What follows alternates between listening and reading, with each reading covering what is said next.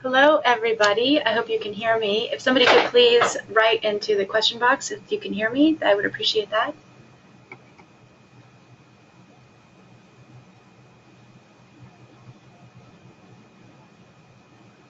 Great, thank you. We're going to go ahead and get started in about a minute.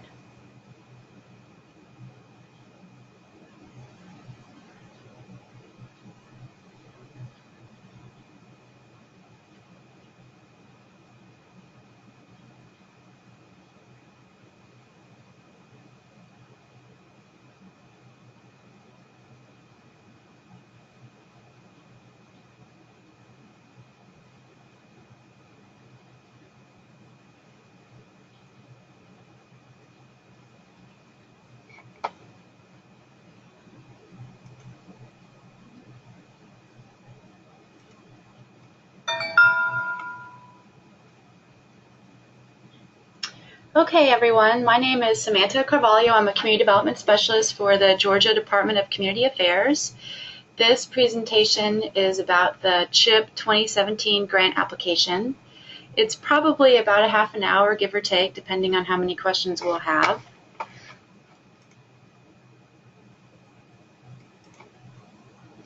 Our agenda is 5 items. We're going to go over the goals for the CHIP funds this year, what will make an applicant eligible to apply, how to submit your application. We'll go over the application section by section, and we're going to spend a little bit of time going over some of the key HUD rules that apply to this grant. So first of all, the DCA goals for the CHIP funding. We have 3 priorities for CHIP. We want to be sure that we're giving the money to communities that have the best ability to manage the projects. We want to know that communities have a need for this funding, and we want to invest in communities that are doing good community planning. To be eligible for the 2017 funding, you must either be an applicant that is a city or a county government, a public housing authority, or a nonprofit with 501c3 or C4 designation. You must also show us that you have some experience managing either CHIP or other federal funding for housing. If you are a current grantee, you will not be able to receive 2017 funding if you have more than 50% of other CHIP funding that is unspent at the deadline. So that would be December 1st. And finally, we have put in a rule for this year that only 1 application per county will be accepted. So if you are in a community in which the county government and, let's say, the public housing authority decides to apply, then we will take the application with the highest score and only fund that one per county. So ineligible communities also include those cities and counties that receive HUD home money. They're called participating jurisdictions. If you're not sure whether or not your community receives home funding, you can contact me by email and I'll let you know. And then also, as I explained, if you're a current grantee with over 50% of unspent funds on December 1st, then you will also not be eligible to apply for 2017 funding. So just in general with the application, we expect to make $3 million in awards. Hopefully we'll get enough applications to do more than that. The maximum we'll award is if you're going to be doing housing repairs only, then the maximum you could get would be $300,000. For new construction or a mix of new construction and rehab, you can get up to $600,000. And in addition to that, you can also receive 2% in admin, which would mean that if you apply for $600,000, your total award from us from CHIP would be $612,000. And the 2 eligible activities are home repairs. So this would be for people who are homeowners and they own their own home and they're income eligible to repair their homes and bring them up to code. And then also to build single family homes to sell to low to moderate income home buyers. The deadline for the application will be December 1st. You will have about 2 months from now to complete them. We will be sure to notify you as soon as possible, but no later than 2 weeks after that. And then we're planning on making awards 2 months after by February 1st. This year we are accepting applications via email. You will be filling out a fillable PDF form for the application and then sending attachments in PDF format, if possible, for the attachments that are required, which would include a certification form, a match form if you're going to be contributing match dollars, your housing study and market analysis, which we will go over in detail in this presentation, your plan if your community has one. We are asking you to take a look at your own score and score yourself. And then also, if you're a nonprofit, then we would ask that you would please attach your IRS designation letter also. The one thing that you will have to mail in is your application fee. The mailing address is in the instructions. The fee is $250. This year's scoring is different from last year. If you applied last year, you'll notice that we have 24 points total. For this year, we have a threshold score criteria. In other words, if you don't meet the two criteria of having, if you have funds remaining over 50%, you would be ineligible. And also, if you don't have the grant management experience threshold, then you'll also be ineligible. Once you meet the threshold points, then we have two major categories in scoring. One is whether you can demonstrate that there's a strong need for housing in your community, and also if you've been doing community planning. And then finally, we have 2 points if you are doing new construction and you already own the sites that you're going to be constructing the houses on, or if you have a partner that is, then you'll receive 1 point because that brings you closer to being shovel ready for the project. And then even though match is not required, you don't have to contribute any funds to this of your own dollars, but if you are contributing match, then you'll get up to 1 point depending on how much match. So right now I'd like to open this up for questions. If anybody has any questions, we've gone over a lot so far very quickly. And you can type in your questions. I can also try to unmute you. I know unmuting is a little bit of a problem sometimes when we have so many attendees.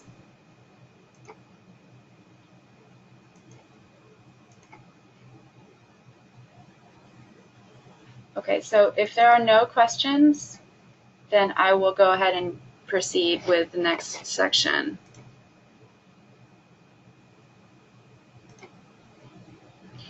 The first section of the application is pretty straightforward. It's just general information.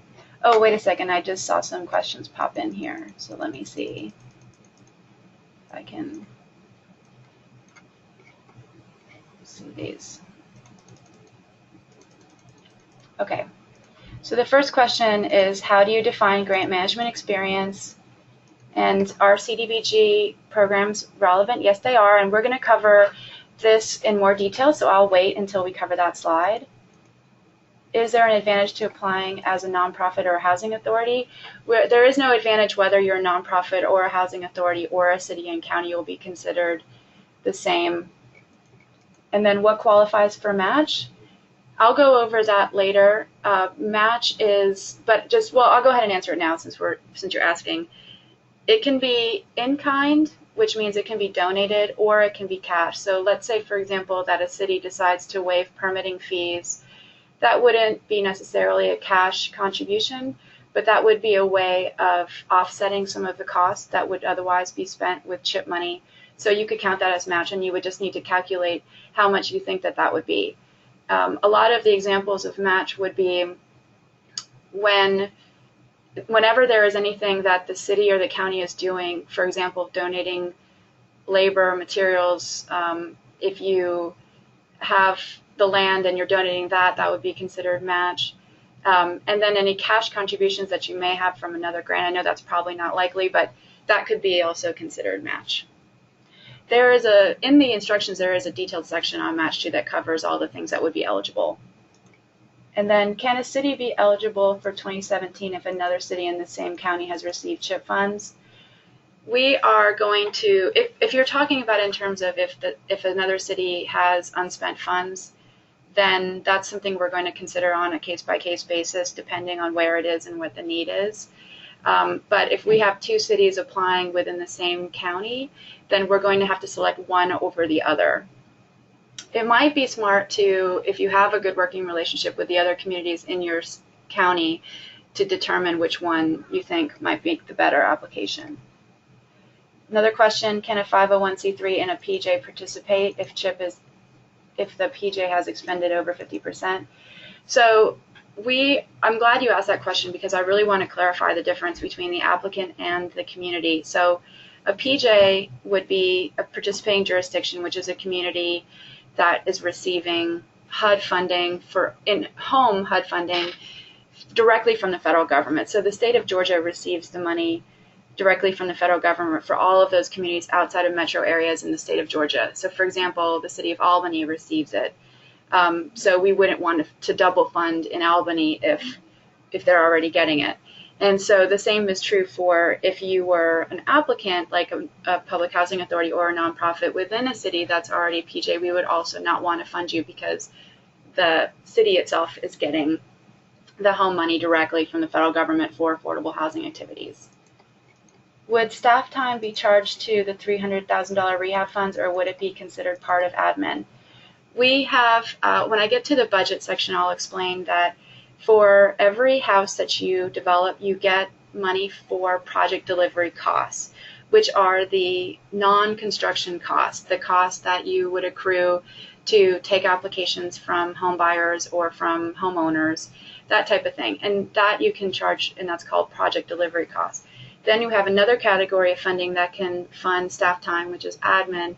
Admin is more general. So the way you would think about it is project delivery would be those administrative type costs related to each home individually versus admin, which would be how you would administer the entire grant.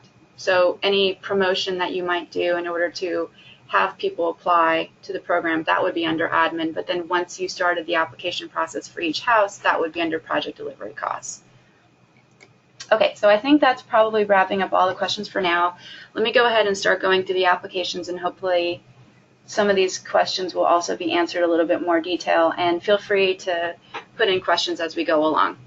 So the first section is very general. It's just what type of application, whether you've received funding, and if you have any unspent funds. The second one is, like I said before, grant management capacity. So you have to fit one of these four categories. Either you have directly managed CHIP in the past, or you have either hired or plan to hire an experienced CHIP administrator, and we have several people that we're working with right now or who we've worked with in the past. If you are not sure who to contact in your local area, I'd be happy to recommend somebody. And if you have managed federal funding for affordable housing, and you have at least 5 years of experience doing so, then we'll also count that too. And while you're filling out the application, you can always email me and I can try to explain in further detail what that means and what might count towards your points and what might not count towards your points. Section 3 is very simple, your contact information. I just want to point out that we would need to have your tax ID number and DUNS number for contracting, and we do contracting right after we do awards, so if you fill it out now, that really helps us. If you have any trouble, if you don't understand what a DUNS number is and you don't know where to get it, I'll be happy to help you with that. And I think I put a link in the instructions directly to the DUNS number website where you can fill it out.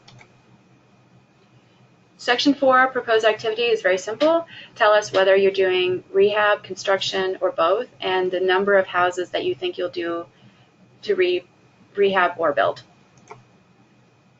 Section 5 is where things start to get a little bit more complicated. Section 5 has 3 parts. Part A is the poverty statistics. In your instructions, you have a link to a map on the DCA website that explains how to determine the poverty rate by census tract or census block group in your target area. And I think I have up in the next slide, yes, here it is. So this is a screenshot of what that map looks like. Once you go to the website, what you'll need to do is go to the content button on the top left side of the screen and make sure the only one that's checked is 2010 through 2014. And then you search on the top right-hand side of your screen, you search by address or by location, and a window will pop up that will show you the poverty rate, and you'll see I gave you an example of one in Macon, Georgia. In the red circle is the poverty rate for that particular census tract. That would, if they were going to apply, that's what that would be. And so you would put that in your application.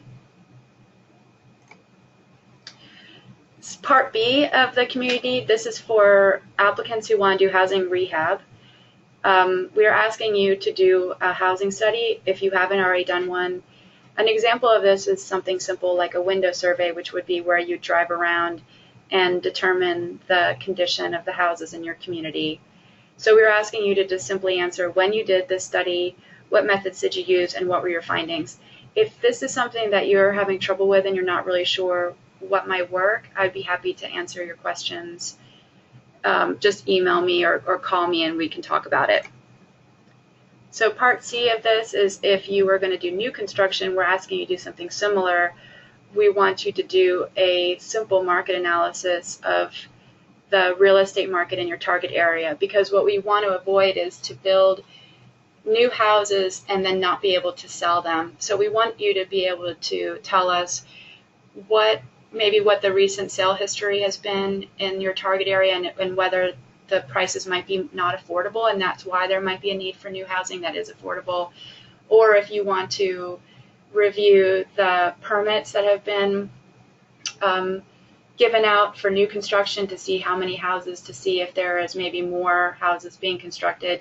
I know in some communities there might not be any of this activity at all, which would definitely show that there's a need.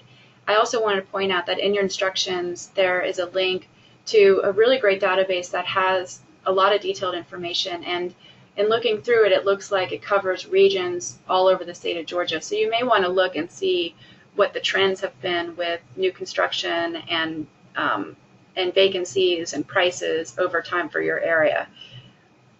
So I'm going to stop now because I've gone through quite a lot and answer any questions that you have. So let me see what else you have here.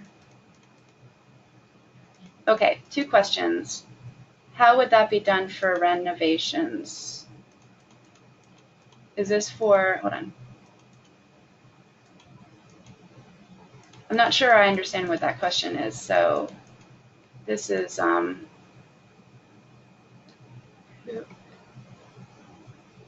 gonna pause on that one because I'm not sure what that is. If you could ask another question, that would be great. Can modular, not manufactured housing be eligible to serve low-income replacement housing for pre-1972 trailers? So I'm going to answer the question about the modular homes first. Modular homes and mobile homes are eligible for renovation. You can do mobile homes. You just have to make sure that the homeowner owns the land that the house is on. For new construction with modular homes, I think that that's an innovative way to do affordable construction. So that's something that we could discuss if you're talking about replacing trailers. The thing is, though, that if you are talking about replacing a modular home on a lot that a homeowner owns for their trailer, we may need to talk about that, because the way this program is designed is that ideally the situation would be that the city, if it's a city applicant, the city owned a couple of vacant lots. They're using CHIP funding to build new houses on those lots. They pay a developer to do so, to build them, and then they find home buyers and then sell it to them.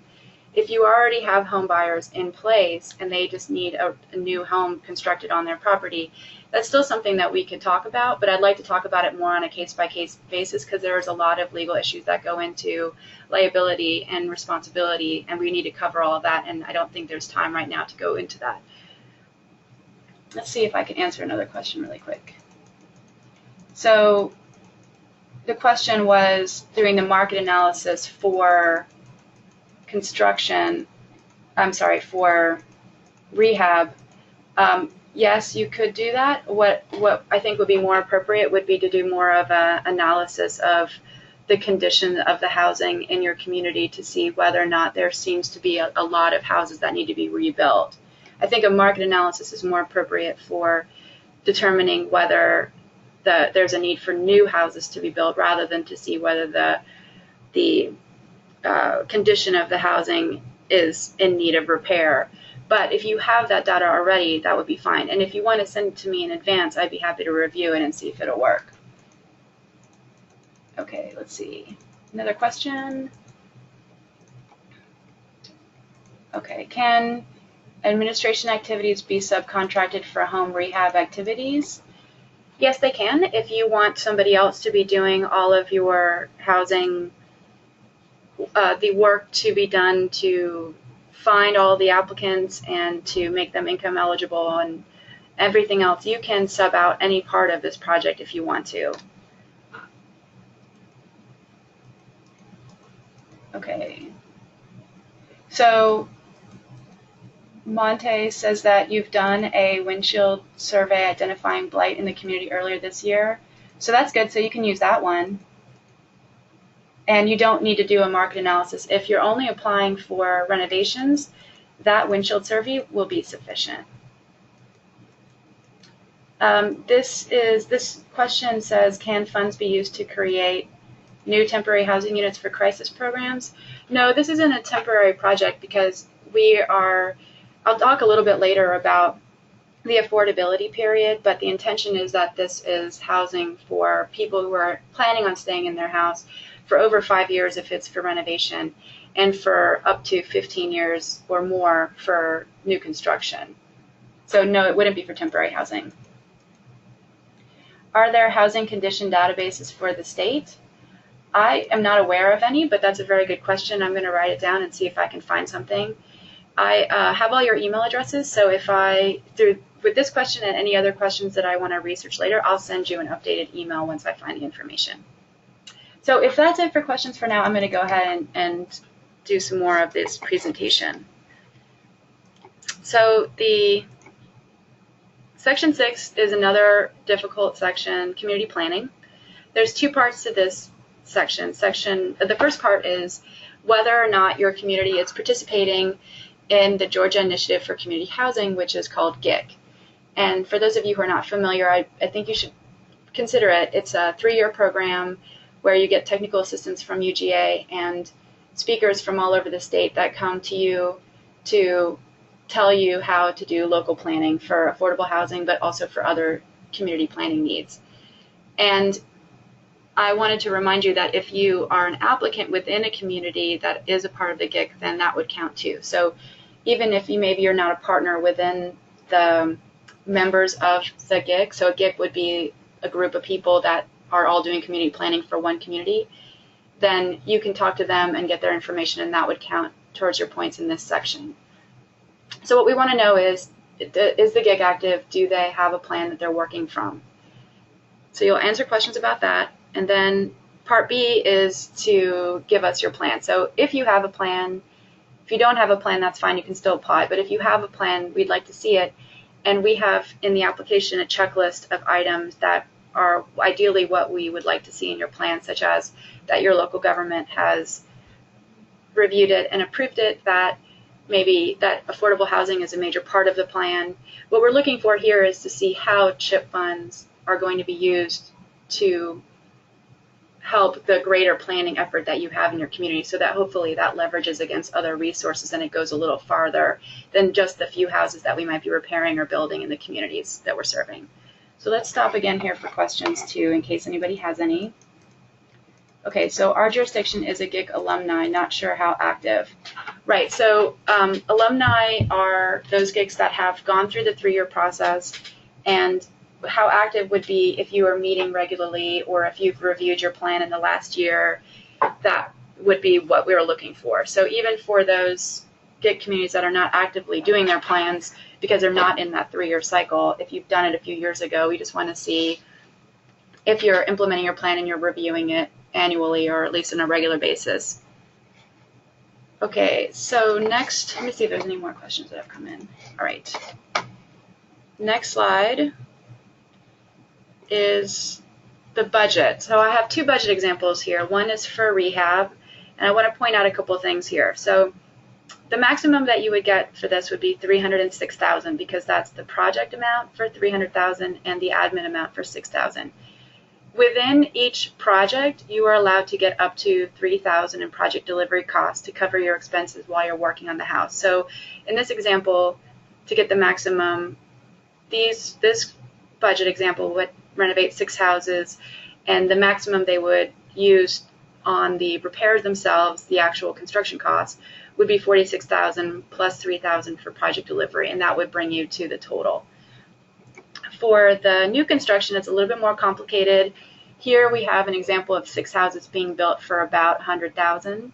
And you'll see also that this counts in the 12,000 in max, so you have a max of 612,000. You are allowed up to 15% or 20,000, whichever's higher, for your developers, and you're allowed up to 5% for your project delivery costs for these projects too. And that would be counted into the total for each house. And I wanted to make a note at the bottom here that the sale price of the house must be less than 95% of the local median sale prices. If you need some help finding out what that is, I can look it up for you. Okay, so that was the end of the application sections. Now we're moving on to the last section of our agenda, which is covering some of the home rules. And this is, I should remind you, this is federally funded, and so there are a lot of federal regulations that come into play. I'm not going to cover all of them. There is a lot. If you're curious, you can look up some of the documents that we have in the application material. There's a project design that goes over all of them. Our NOFA also lists out all of the laws that are applicable to this grant.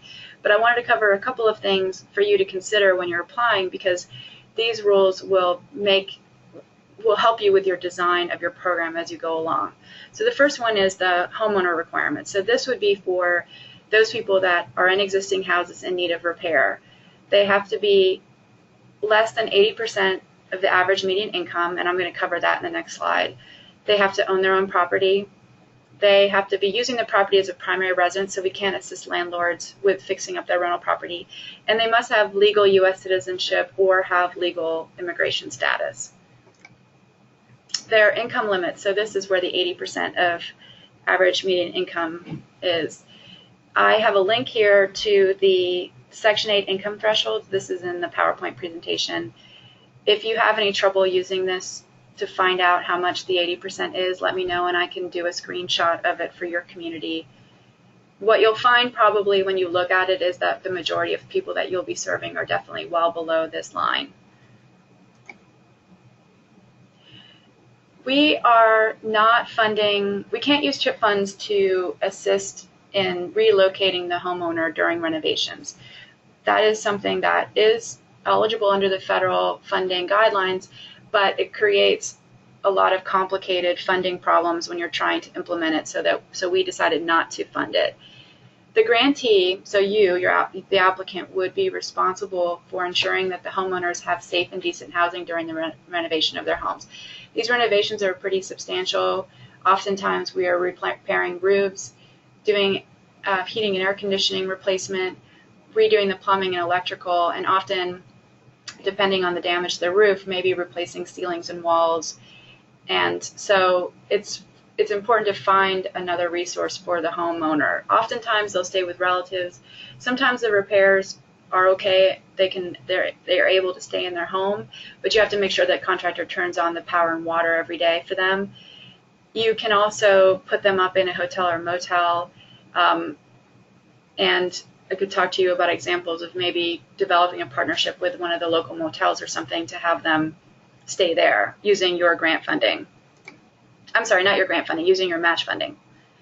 Property standards, these are the requirement for any construction is that it meets the HUD Uniform Physical Condition Standards.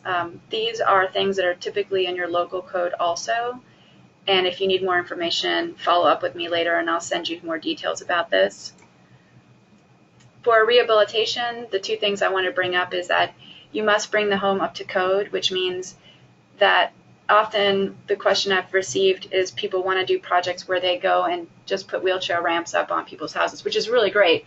That would be a wonderful thing to do. But unfortunately, with the home funding, we have to bring the house up to code. So even if the only thing the home buyer really wants is more accessibility to their home, you still have to go and review the electrical and plumbing systems and see if they need to be repaired too, which can bring the cost up. The other thing that can bring the cost up is the lead paint abatement. If you're working in a house that was built prior to 1978, you do have to do lead testing, and if the scope of work requires it, you will have to do the lead abatement on those areas. So for example, if you're planning on updating the windows and the window ledges have lead paint in them, you will have to have a lead certified contractor to do that replacement. So for the new construction side of it, there's some important things to point out. The home buyers themselves, the people that will be moving into the houses once you sell them, they have to be income eligible. They have to meet the same requirements as the ones that you're helping with rehabilitation. They have to be citizens, and they have to use the house as their primary residence. But they also have to contribute $1,000 of their own into the house, and they must receive pre-purchase housing counseling. The counseling fee cannot exceed $100,000, and this can either be something the home buyer pays for and it goes towards that $1,000, or it could be included in your project delivery cost if you want to provide the housing counseling yourself. This is something that is very important. It's called the affordability period. With all of these projects, what we do is we put a forgivable lien on the property. So for example, let me pull it, yeah, I was thinking maybe I had another slide for this.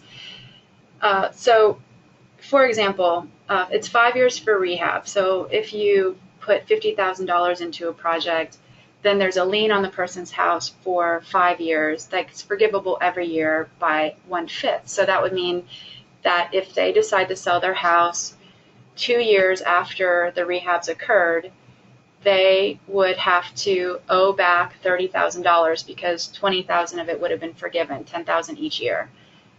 If they sell the house and they don't get any money back after repaying their mortgage, none of the money comes back to the state. It's only if they have money after they've paid off their mortgage or any other liens that they may have before ours. For new construction, the time period for affordability is 15 years, and I'll go over that a little bit later because I have some slides on how to finance new construction. So first of all, for new construction, this is really important. With home funding, if you use home funding to build a new house, you have to find a buyer and have the house sold to that person within 9 months after construction completion. If you're not able to sell the house in 9 months, then the house has to become rental property, and you have to manage that rental property for 20 years, which means every tenant you have needs to be qualified, be income eligible, and then you have to document their income eligibility, and you have to do regular maintenance on the property and do annual housing inspections on the property. So we're really trying to avoid putting you in that position of having to manage rental property. It's not what you applied for. You applied for new construction for resale. So the best thing to do is to pre-qualify people for these houses while or before you're doing the construction. So making sure that they're mortgage ready and all set to buy the house as soon as construction ends, so that then you have that 9-month window, but you don't need it.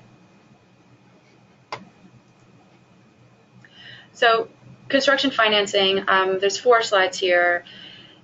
This is something that has been kind of complicated, so I just wanted to give an example to help everyone understand what this means. There are 3 things that you need to consider. 1, what is the fair market value for the house, and is that within the 95% of the fair market value in your area? 2, what is the cost to build a new house?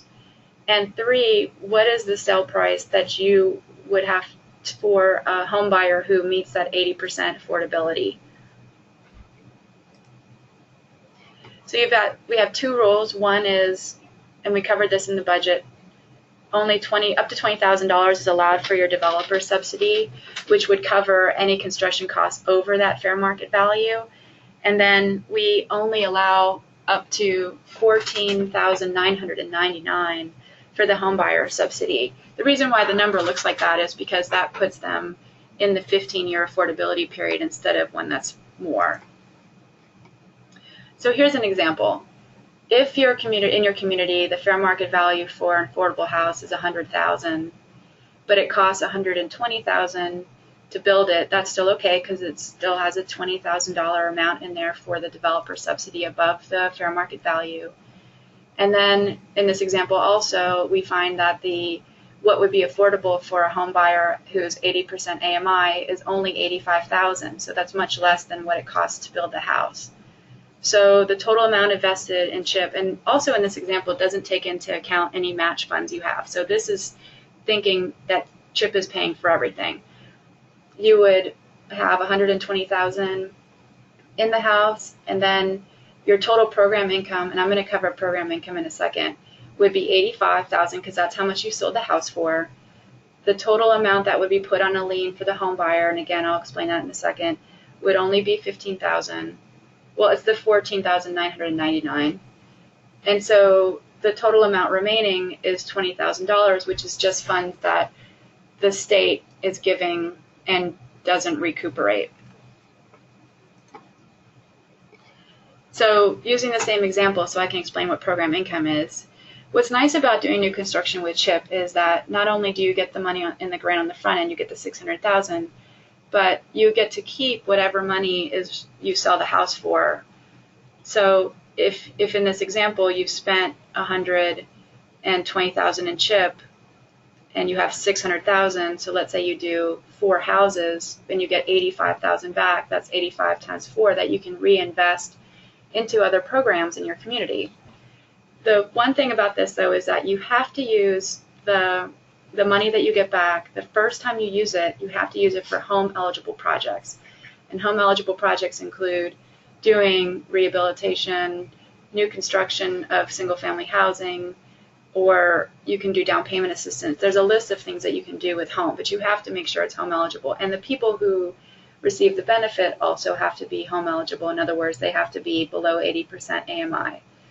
So the first time that you use the money, you will have to report to DCA how you used it, and you have to use it for home eligible. But then if you decide to do new construction once again and you receive program income again, you can use that money for anything in your community. You can use it to build public parks or put it back in your general fund.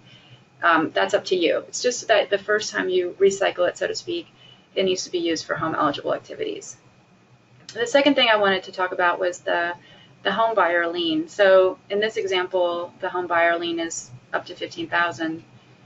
And like I said, it's a forgivable loan. So each year it gets reduced by 1/15. And expecting a family to stay in the same house for 15 years nowadays is a little unrealistic. Most likely this home will get sold sometime during that 15 years.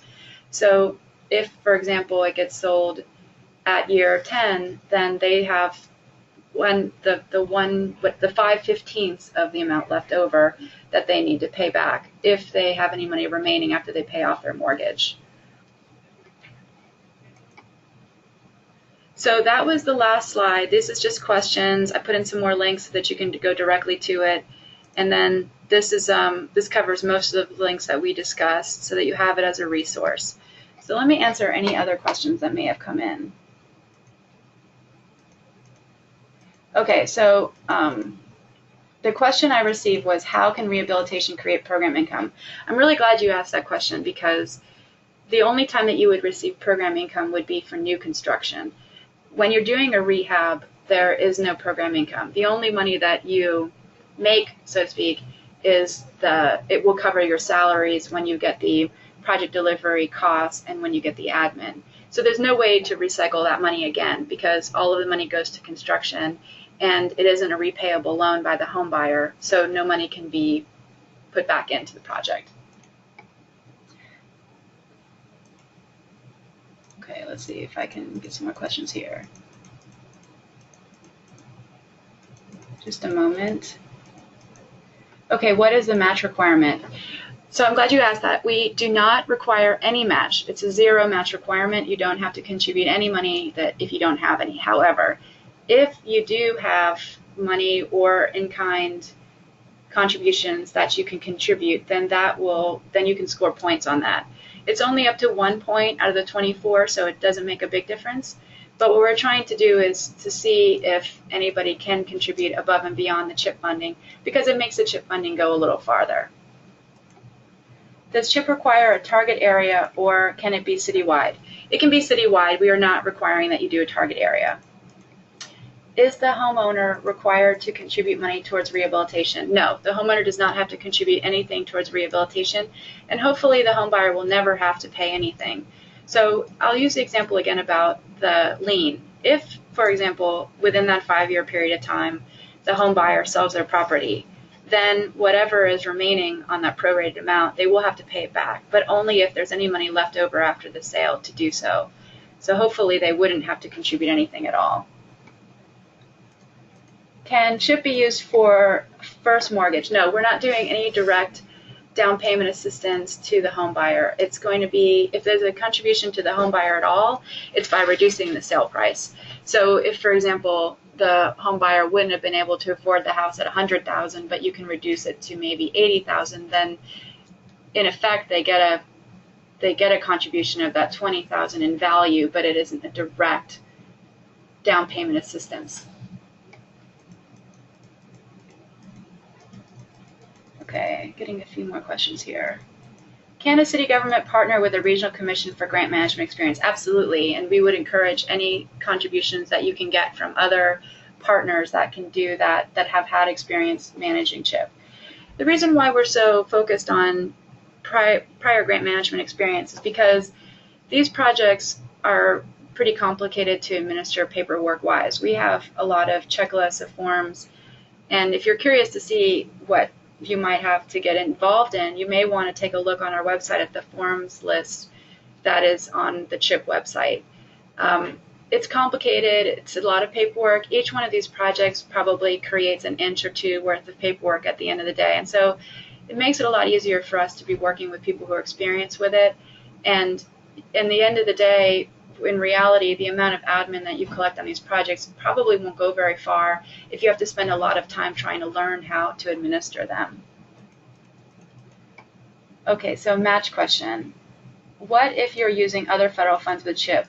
Does that count as leverage and match? Yes, it does. You can use federal funds for match. Is there a limit on the down payment amount? What if families can only afford $40,000? The limit on the down payment amount, in other words, the subsidy to the home buyers, would be that $14,999. So if the home buyer can only afford $40,000, and then you add 15 onto that, then that's 65, which means you would have a sale price of $65,000, which, with how much it costs to construct a house, I'm not sure that that would be a viable project. You'd have to look at how much it's going to cost to build it, and then how much we can subsidize with that threshold of $20,000 for the development subsidy.